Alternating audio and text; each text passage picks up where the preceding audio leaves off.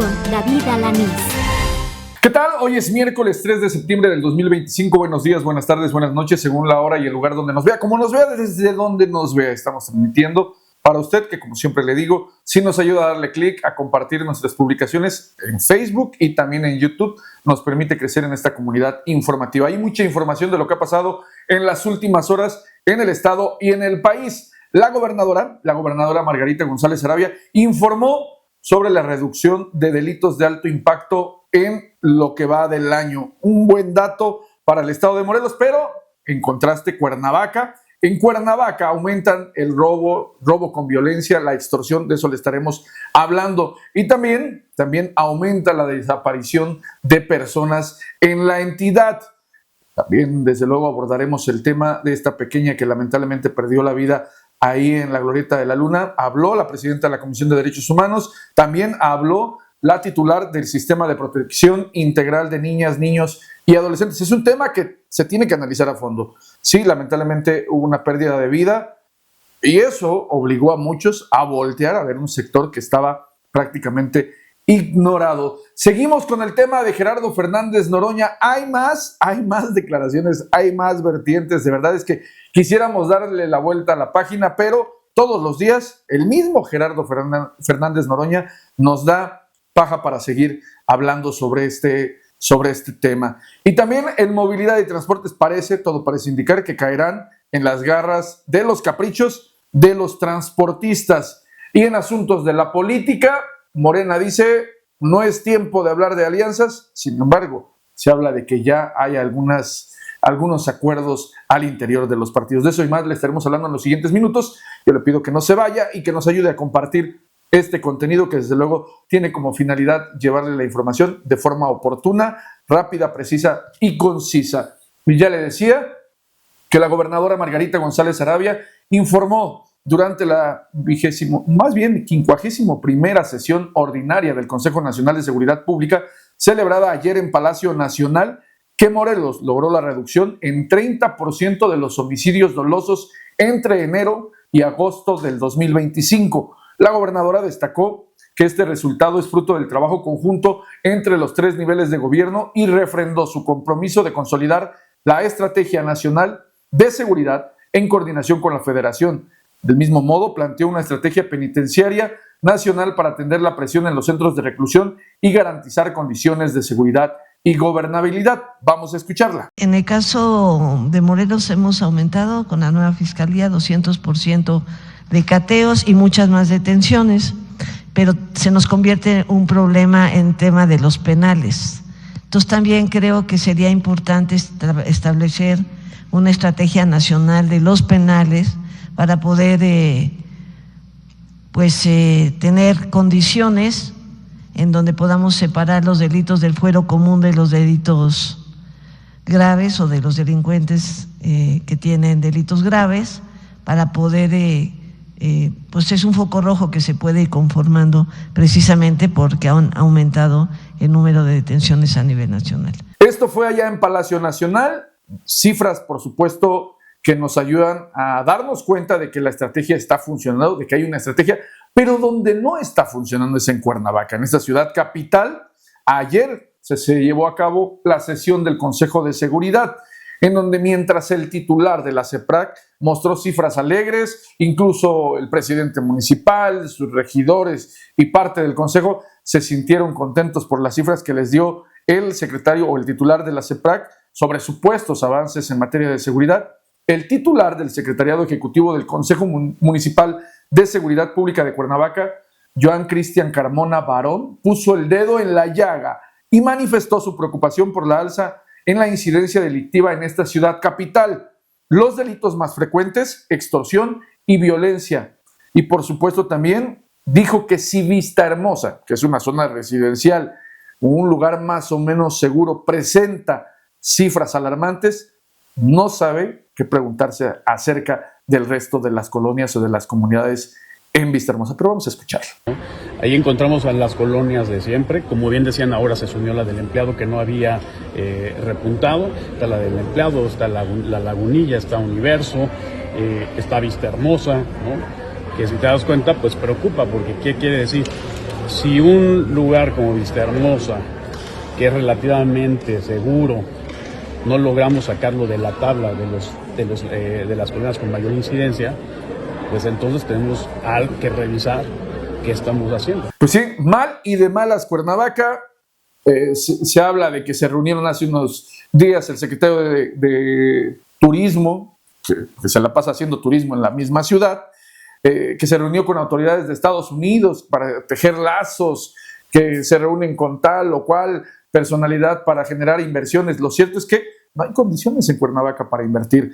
La ciudad es insegura, la ciudad tiene una infraestructura en pésimas condiciones, los servicios son pésimos, la movilidad ahorita es un caos atravesar la ciudad de Cuernavaca o circular por la ciudad de Cuernavaca, y aún así las autoridades dicen que están abiertos a recibir la inversión y que trabajan para eso. No se burlen los ciudadanos, pónganse a trabajar mejor en lugar de andar en comidas, en fiestas. Ayer una cabalgata, caray, sí está la feria de Tlaltenango, pero una cabalgata en una calle principal, valiéndoles, de verdad me evito decir palabras, pero valiéndoles poco el tiempo, la movilidad, los derechos del resto de los ciudadanos. Ese es el ayuntamiento de Cuernavaca.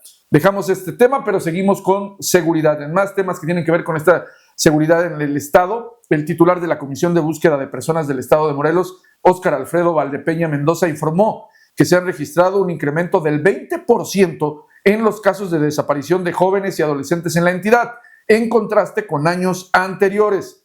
Actualmente, la comisión tiene contabilizadas alrededor de 1,250 personas desaparecidas. De acuerdo con Valdepeña Mendoza, las causas son diversas y van desde la violencia familiar y la ausencia voluntaria hasta omisiones de cuidado, especialmente en el caso de personas adultas mayores. Vamos a escucharlo. Hay ausencias que tienen que ver por una violencia familiar, por una ausencia voluntaria, por incluso nos están pidiendo apoyo a autoridades de secuestros, y otras ausencias, ¿no? Como omisiones de cuidado en el caso de adultos mayores. Sí, la gran mayoría de estos datos que hablamos de jóvenes en general, o sea, no tan solo de mujeres, sino jóvenes en general, ha sido por algún tema de violencia o por algún tema comentábamos en aquella ocasión también, de los famosos retos que hay a través de redes sociales. El funcionario también alertó sobre un fenómeno reciente que ha influido en la desaparición temporal de jóvenes. Estos retos virales que circulan en redes sociales, los cuales incitan a ausentarse de casa como parte de dinámicas digitales que ponen en riesgo su integridad. A pesar del aumento en los reportes, Valdepeña destacó que la mayoría de las personas han sido localizadas con vida gracias a la coordinación interinstitucional y al trabajo de búsqueda que se realiza en conjunto con familiares y autoridades. De aquí nos vamos al tema de la pequeña que en días pasados lamentablemente perdió la vida en la glorieta de la Luna. En este sentido, la presidenta de la Comisión de Derechos Humanos, Natsieli Carranco Lechuga, aseguró que este incidente debe encender, los encendió y aún más, los focos rojos en la entidad, revisar la situación de las personas afectadas y generar acciones inmediatas de apoyo. Vamos a escucharlo. Una situación compleja que es la falta de identidad de la niña, y creo que esto debe de prender los focos rojos de todas las autoridades, buscando que todos los niños y las niñas puedan tener un documento de identificación. Pero esto todavía se vuelve más complejo al ser una persona que no es del Estado, que además su familiar más directa, que así se establece, pues no habla el idioma español, por lo que creo que es un trabajo conjunto el que tenemos que hacer si no se ha iniciado desde antes, para que busquemos que las niñas, los niños y las adolescentes que transitan por el Estado, independientemente de si viven o no aquí, puedan tener acceso a procesos de identidad que además la Comisión de Derechos Humanos ha acompañado en muchos casos. Eso fue la presidenta de la Comisión de Derechos Humanos. Del mismo modo, autoridades de Morelos iniciarán un censo para conocer cuántos menores viven en situación de calle y diseñar acciones que mejoren su protección. Esto lo informó María Eugenia Boyás Ramos, titular del Sistema de Protección Integral de Niñas, Niños y Adolescentes, el llamado CIPINA. Vamos a escucharla. Como instituciones ya estamos trabajando de la mano y de manera coordinada para que no vuelva a repetir estas situaciones, ¿no? Para estar alerta todos y cada uno desde nuestras trincheras en la situación que nos toque, ¿no? Trabajar. No vamos a esperar a que vuelva a suceder este hecho tan lamentable, ¿no? ¿Y este censo se va a concentrar solo en Cuernavaca o se extiende a la zona metropolitana? No, este censo se va a concentrar, las instituciones primeramente nos vamos a concentrar en Cuernavaca y posteriormente vamos a ir a todos los municipios, a los 36 municipios. Sí, algo se tiene que hacer y que la vida de esta pequeña lamentablemente perdió de una forma que nadie hubiese querido, pero que su vida no sea en vano, que su muerte no sea en vano, que lo que sucedió no sea en vano y de verdad las autoridades municipales que están ausentes totalmente, las autoridades estatales que han mostrado más preocupación y las autoridades federales hagan algo porque muchas de estas familias son familias desplazadas de comunidades indígenas de Oaxaca, de Chiapas, incluso de Guerrero. Y mire, regresamos al polémico asunto del senador Gerardo Fernández Noroña, porque quien habló ahora y quien hizo un llamado a quienes deciden establecerse en el municipio de Tepoztlán fue el secretario de Gobierno, Juan Salgado Brito. Dice, lo menos que deben hacer es respetar al pueblo. El funcionario estatal destacó que aproximadamente el 80% del territorio de Tepoztlán corresponde a propiedad social, es decir, ejidal y comunal. Yo corregiría un poco porque el 100% de la comunidad de Tepoztlán, del pueblo de Tepoztlán, quitando por ejemplo a Colapa, que ya está desincorporado, pero el resto del municipio, más del 90, quizá el 95% del municipio es tierra social, ejidal y comunal. En ese sentido, el secretario subrayó que el respeto a las tradiciones locales, así como a las formas de organización comunitaria, es fundamental para una convivencia armónica, refiriéndose justamente a Gerardo Fernández Noroña. Además, también sobre este caso, enfatizó que la adquisición de bienes inmuebles debe realizarse conforme a los métodos legales establecidos y que los nuevos residentes, como Gerardo Fernández Noroña, deben cumplir con sus obligaciones ante el ayuntamiento como ciudadanos, habitantes, residentes y contribuyentes. ¿Me estás oyendo, Noroña? Vamos a escucharlo. Y él habla de que el 80% de la tierra es de propiedad social, lo que no es comunal es ejidal. Entonces, pues, y él exhortaba, y estoy totalmente de acuerdo con él, con el alcalde, que quien llegue a residir, lo menos que tiene que hacer es respetar al pueblo. Tepoztlán es un pueblo mágico, como varios pueblos originarios, que tiene sus usos, sus costumbres, sus tradiciones. Y pues si llegas a vivir ahí hay que respetar. Ahora, respecto a la adquisición de bienes inmuebles, pues sujetarse a los métodos legales, legítimos, ¿verdad? Sea por la vía comunal, ejidal, y cumplir con tus obligaciones con el ayuntamiento como ciudadano, como habitante, como residente y como contribuyente. Esto es lo que dijo el secretario de Gobierno Juan Salgado Brito, pero sobre este espinoso asunto, ayer en una entrevista para un espacio de un medio público del gobierno federal, del Canal 11, del Politécnico Nacional, Gerardo Fernández Noroña habló, más bien se le cuestionó, estuvo ahí y se le cuestionó sobre la vivienda que adquirió por 12 millones, se le preguntó cómo fue la compra, cómo obtuvo el préstamo, cómo están las condiciones de la vivienda, y de plano dijo, no voy a hablar más del tema, y se defendió diciendo que eso es darle más armas a la oposición para seguirlo golpeteando. Vamos a escuchar un extracto de esta entrevista.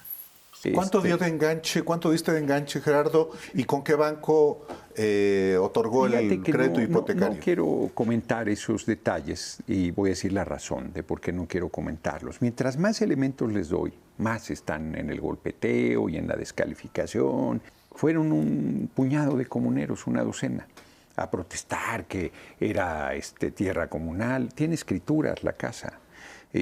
No es tierra comunal. Sí era. Era tierra comunal. Y se hizo el cambio de régimen y tiene escrituras. Que hoy sale en proceso, que no paga predial. El alcalde dice que no paga predial. ¿Cómo predial? voy a pagar yo predial si la casa no es mía? Nosotros llevamos rentando esa casa de Tepoztlán 4 años. y empezamos a pagarla en noviembre del año pasado, o sea que en noviembre cumple un año de haberla comprado. Es perfectamente posible que yo lo pueda pagar junto con el ingreso de senador y los ingresos de YouTube. La dueña de la casa. ¿Y ya se arrepintió de habértela vendido? Pues yo creo que sí, la verdad. Yo la vi, la está pasando mal. Y bueno, hay que decirle a Gerardo Fernández Noroña y a muchos otros políticos que para un servidor público, un representante popular, la transparencia no es una opción, sino una obligación. Es decir, que deben transparentar sus ingresos, sus gastos, sus propiedades por ley, todo lo que tienen que transparentarlo. Hay una ley 3 de 3 que tienen que mostrar su situación patrimonial, su situación de intereses, mostrar prácticamente estar al desnudo frente a la autoridad. Si usted no quiere eso, sálgase de la política, sálgase de la vida pública y entonces sí, haga lo que quiera, manéjese en el clandestinaje, en la opacidad, pero mientras sea funcionario público no es una opción, es una obligación. Y regresamos a temas del estado de Morelos, porque todo parece indicar que los transportistas se saldrán con la suya. Sí, el coordinador general de Movilidad y Transportes, Jorge Barrera Toledo, aseguró que toman con calma las declaraciones de líderes transportistas que afirmaron que no pagarán el refrendo. Señaló que buscan alternativas para que el 100% de las unidades cumplan con este concepto, sin descartar la posibilidad de un subsidio. O sea, se van a salir con la suya. Vamos a escucharlo. El día de ayer instalamos una mesa en coordinación con Jefatura de Oficina y la Secretaría de Hacienda para revisar el tema. Estamos analizando el cruce de datos entre Hacienda y los propios de la coordinación para ver qué medidas vamos a tomar.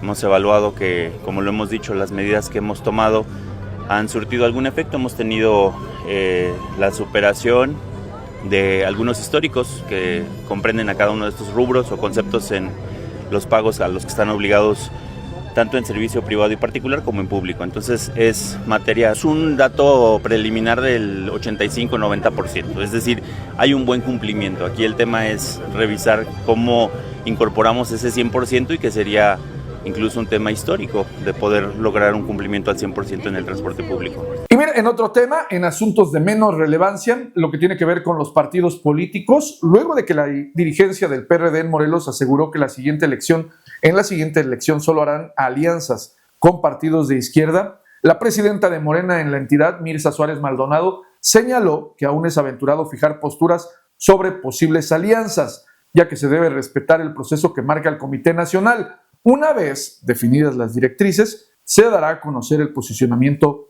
oficial. Vamos a escucharlo. Digan cómo se van a hacer el tema de las alianzas para que nosotros posteriormente podamos ver cómo se va a manejar aquí en el estado de Morelos, ¿no? Ya posteriormente a eso, pues vamos a dar un posicionamiento de cómo se va a llevar a cabo. Yo creo que hoy los partidos políticos quieren ir en alianza en Morena porque somos un partido muy fortalecido. Y pues eso es también importante, ¿no? Recalcarlo. Pues mira, yo ahorita no te puedo decir que hay alguna posibilidad. Como tal, yo no me he sentado a platicar, ni mucho menos, ¿no? Es algo que me han dado a conocer a través de los medios sociales, ¿no? Que he visto a través de las notas, pero ahorita no hay nada claro, ¿no? Esa es la posición de la dirigente de Morena en la entidad.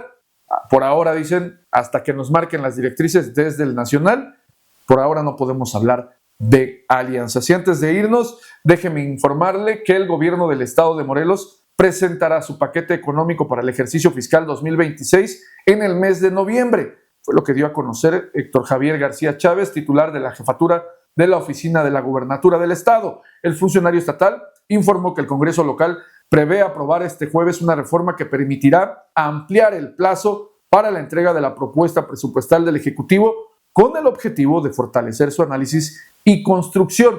Vamos a escucharlo. Teníamos entendido que se aprueba la reforma constitucional para alinear los tiempos con la federación. Una vez que el gobierno federal presente su paquete económico, lo presentará en el mes de noviembre el gobierno del estado. Tenemos que hacer sinergia en la propuesta económica federal con la propuesta económica. Va muy bien, este jueves, tengo entendido, se declarará la declaratoria de alternativa el Congreso local, porque fue una reforma constitucional que propuso el Ejecutivo. Y bien, de acuerdo con el jefe de la oficina de la gubernatura, el paquete económico estará enfocado en áreas prioritarias como salud, educación, seguridad, así como infraestructura carretera y urbana, buscando atender las necesidades de la población. Con esto cerramos esta emisión y le recuerdo que si usted nos ayuda a compartir, a darle clic a nuestros contenidos, nos permite continuar y crecer aún más en este esfuerzo. Que tenga un excelente, un maravilloso miércoles.